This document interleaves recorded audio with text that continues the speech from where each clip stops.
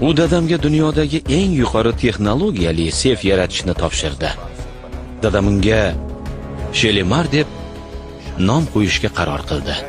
Dadam va uning odamlari uchun bu eng buyuk loyiha edi. 1 yillik tinimsiz mehnatdan so'ng Shelimar tayyor bo'ldi. Groverning ilk brilliant namunasi $1 milliard ga baholandi. Janob Grover, iltimos, seyfni kodini o'zgartirib qo'ysangiz, yana barmoq izingizni ham olib qo'ying. Manohar, shoshishni darkor. Bugun yangi yil. Huzurlaning, iching. Marhamat. Mr. Grover, bunday katta mas'uliyatni bo'ynimga ola olmayman. Ayni damda Shelimarda 1 milliard qiymatga teng brilliant bor. Bu seyfni sendan bo'lak hech kim ocha olmaydi. Bilaman, sen o'g'ri emassan.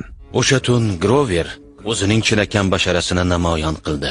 U dadamning qadahiga dori solib qo'ydi. O'z ko'zi bilan mag'lubiyatini ko'rsin deb shunday qildi. Ammo dadam barmog'ini ham qimirlata olmadi. Grover esa brilliantlarni o'zi o'g'irlab, o'zi politsiyani chaqirdi. Politsiya biometrik qulfda dadamning barmoq izini topdi. Brilliantlarni Grover o'g'irladi, yana ular uchun sug'urta pulini ham oldi. Olmos bozori dadamni aybladi. Uni qamashdi. 12 yilga mahkum qilishdi.